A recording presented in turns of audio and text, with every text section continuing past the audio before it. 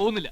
സാറിനെ പോലെ വിവരവും വിദ്യാഭ്യാസം എനിക്കുണ്ട്. ഇതേപോലെ ഒരു കസേരയെ കയറിയിരിക്കാനുള്ള യോഗ്യത എനിക്കുണ്ട്. പക്ഷേ ഏതാ ഈ വര നേരെ അല്ലാണ്ടായി പോയി. കൈമൾ സാറിന്റെ ഗുണഗണങ്ങളെ കുറിച്ചൊക്കെ സാറ് പറഞ്ഞില്ലേ, ശരിയാണ്. അയ്യേ, എന്താ ഇത്? എനിക്കിതിന്റെ ഒന്നും ആവശ്യമില്ല. ഞാനിവിടുത്തെ പണിക്കാരനല്ല. ഓഹോ, എങ്കിൽ ഈ സാധനങ്ങളൊക്കെ തന്നെ എടുത്തന്നെ കൊണ്ടുവച്ചേക്ക്. കുട്ടി ഡിസ്റ്റർബ് ചെയ്യാതെ പോകും. ഞാൻ സീരിയസ് ആയിട്ട് തിരക്കഥ എഴുതിക്കൊണ്ടിരിക്കുക. എന്തെങ്കിലും ഒന്ന് എടുക്കൂ സർ. ഇതൊന്നും ഇവിടെ ആവശ്യമില്ല.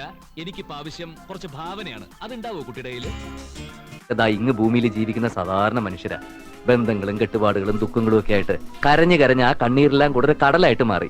അതുകൊണ്ട് തന്നെ ഞങ്ങളുടെയൊക്കെ സ്നേഹത്തിനൊരു കടലിന്റെ ആഴം ഉണ്ടാവും. ഇതിൽ പാത്രം ഇട്ട് പൊട്ടിച്ചത് മനഃപൂർവ്വമായിരുന്നു അവൾ എന്നോട് പറഞ്ഞു. എന്തിന്?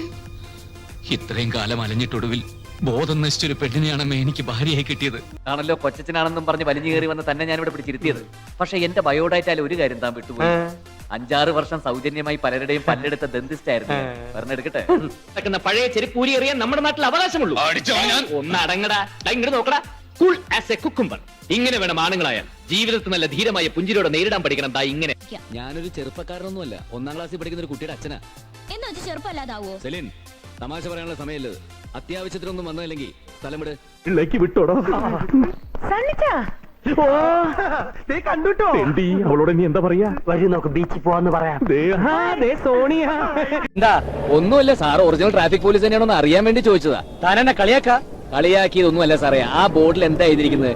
ബ്രാൻഡി ഷാപ്പെന്നോ മൂത്രപ്പെരാന്നൊന്നും കളക്ട് ചെയ്തിട്ട് അതിനെ മാർക്കറ്റ് ചെയ്യുകയാണെങ്കിൽ നല്ല പ്രോഫിറ്റബിൾ ആയിരിക്കില്ലേ? കസ്റ്റമേഴ്സിന് എന്തിനാണ് സാർ പാമ്പ്? ഇതുപോലുള്ള ഫ്രീ ടൈമിൽ വീട്ടിലിരുന്ന് പാമ്പിനെ കളിപ്പിക്കാലോ.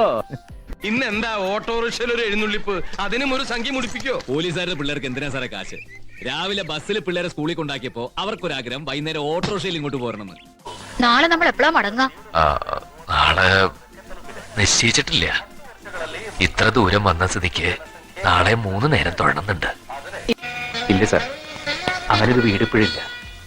അവിടെ ഉണ്ടായിരുന്നവരൊക്കെ ഇപ്പോ എവിടെയാണെന്ന് പോലും എനിക്കറിയില്ല. ലോനപ്പന സുഖമാണോ? ബാസിയേട്ടന് സുഖമില്ല. ദാമോദരൻ ചത്തു. உடனே அவரை நம்ம கொடைக்கானல் எஸ்டேட்டுக்கு மேனேஜரா போடுங்கன்னு சொல்ல போறேன். வேண்டாம் வேண்டாம் வேண்டாம். நான் இங்க இந்த வீட்ல உங்க அம்மாவே ஒன்னே சுத்தி சுத்தி வரணும். அதான் என் ஆசை. ഈ ബസ് ഉണ്ടാവും. ഞാൻ നാട്ടിലേക്ക് പോവാ.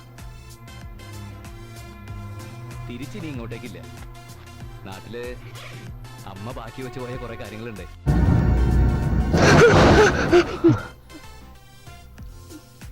അപ്പനെ കൊണ്ടുപോവാ. വാ, നീ വന്നവനൊരു ഉമ്മ കൊടുക്ക്. ഏകദേശം പാളയം രക്തസാക്ഷി മണ്ഡപത്തിന്റെ അടുത്തെത്തുമ്പോ നമ്മുടെ ആളുകൾ ഒരു 100-150 പേര് പ്രതിപക്ഷത്തിന്റെ കൊടികളുമായി ജാഥയ്ക്കുള്ളിലേക്ക് ഇൻഫിൽട്രേറ്റ് ചെയ്യുന്നു. അത്ര അമ്മച്ചിയായിട്ട് ജീവിതകാലം മുഴുവൻ അമ്മച്ചി എന്റെ കൂടെ വേണം. ഗൗരിയുടെ കാത്തിരിക്കുക. കൊണ്ടു ചെല്ലാൻ നേരിട്ടാ ഞാൻ വന്നിരിക്കുന്നത്.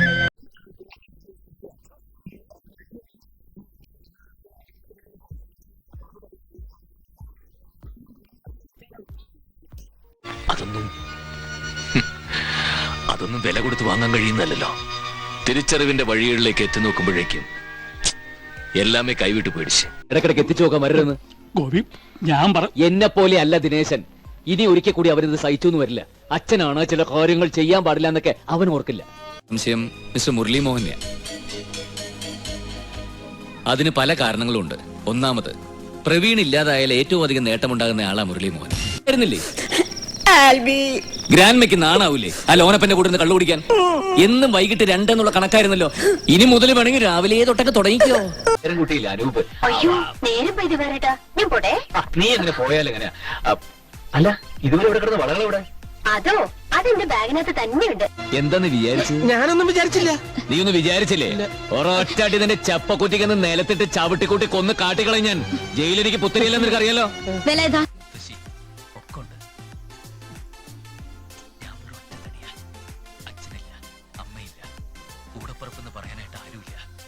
നിങ്ങൾ ആദ്യം പനയുടെ മുകളിൽ കയറി പട്ട വെട്ടും.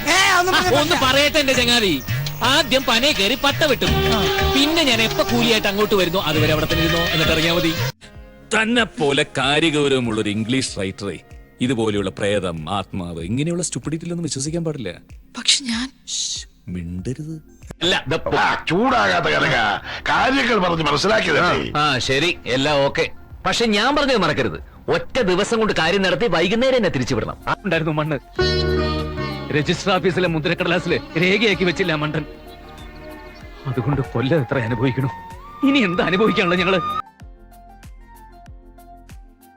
ഹോസ്പിറ്റലിലേക്കാണെന്നാ. അതെ അങ്ങോട്ടല്ലേ. എടാ നീ തൊണ്ടയ്ക്ക് ഓപ്പറേഷൻ ചെയ്തൊരുത്തിന് ശബ്ദം പോയി എന്ന് പറഞ്ഞ അവിടെ ആകെ ബഹളാ. എന്നെ കണ്ടാ തല്ലി കൊല്ലുന്നാ പറഞ്ഞത്. ഈശ്വര. അനുഭവങ്ങൾ ഹൃദയത്തെ തൊട്ടുണർത്തിയ സ്നേഹനൊമ്പരങ്ങൾ. നടച്ചു കൊടുത്തട്ടെ. അതെ മാഡം, ഇവിടെ വന്ന് ഈ രജിസ്റ്ററിൽ ഒപ്പുവെച്ച് ജാതി ഉദ്ഘാടനം ചെയ്യാൻ പോയ നേരത്ത് ആ ബില്ലൊക്കെ ഒന്ന് അടച്ചു കൊടുത്തിരുന്നെങ്കിൽ ആ വെയിലും കൊണ്ട് നിൽക്കുന്ന സ്ത്രീകൾക്ക് വീട്ടിൽ പോയി ഇപ്പൊ കഞ്ഞിയും കുടിച്ച് കിടക്കായിരുന്നു. കോടതിയിൽ മാന്യമായിട്ട് പെരുമാറണം. എന്ത് മാന്യത? സത്യം ജയിക്കാനാണ് കോടതി. സത്യത്തിന് മുമ്പിൽ കണ്ണടച്ച് കോടതിയെ തെറ്റിദ്ധരിപ്പിക്കുന്നത് ഞാനല്ല, ദാ ഇവളാ. അത് കാണാനുള്ള ഉൾക്കണ്ണ് കോടതിക്കാണ് ഉണ്ടാവേണ്ടത്. പുതിയ അഡ്മിഷനാ. നമ്മളെ വലിയ പരിചയപ്പെട്ടില്ലല്ലേ. ഞാൻ ജയിച്ചപ്പോ ആളുകൾക്ക് എന്റെ ആദർശത്തിന്റെ വില മനസ്സിലായത്. നാളുകളായിട്ട് പൊടി പിടിച്ചു കിടന്ന ഗാന്ധിജി അറിയാന്നുള്ള എന്റെ പുസ്തകം ജനങ്ങൾ ആർത്തിയോടുകൂടി വായിച്ചോണ്ട് പോകുന്ന കണ്ടോ? ഇനി തോന്നുവർക്കരെ നന്നാവും. ഞങ്ങളൊക്കെ ഇതിന് ചതി എന്നാ പറയാ. അപ്പച്ചൻ കണക്ക് കൂട്ടി പൈസയൊന്നും കിട്ടിയില്ലാന്ന് തോന്നുന്നു. എങ്കിൽ കിട്ടിയിട്ട് മതിയായിരുന്നല്ലോ കല്യാണം. ഇതിപ്പോ ബോട്ടും പോയി കാശും പോയി. ശ്യാമ വീണ്ടും അത് തന്നെ തുടങ്ങരുത്. നമ്മൾ ഈ വീട് മാറുന്നില്ല. നാട്ടുകാർ കേട്ട എന്ത് വിചാരിക്കും? ഒരു സൂപ്പർ സ്പെഷ്യാലിറ്റി സർജൻ പ്രേതത്തെ ഭയന്ന് വീട് മാറിയെന്നോ? ബോധ്യപ്പെട്ട കാര്യങ്ങളെ ഞാൻ എപ്പോഴും ചെയ്യാറുള്ളൂ. നിന്റെ ഏട്ടൻ അത്ര യോഗ്യനാണെങ്കിൽ എന്തിനാണ് ആ സമയത്ത് ആ സ്ത്രീയുടെ വീട്ടിൽ പോയത്? അയക്കറിഞ്ഞൂടെ അവരാരാണെന്നുള്ളത്? സാർ കണ്ട മാറിയാ അപ്പ കുത്താണോ? ഇല്ല, ഇനി ഉണ്ടാവില്ല. ഉറപ്പാണല്ലോ. തെറ്റിച്ചതേ. അപ്പന്റെ നല്ല പൊട്ടിത്തെറിച്ചു പോട്ടെ. അപ്പുറത്തേക്ക് ഇരിക്കാം.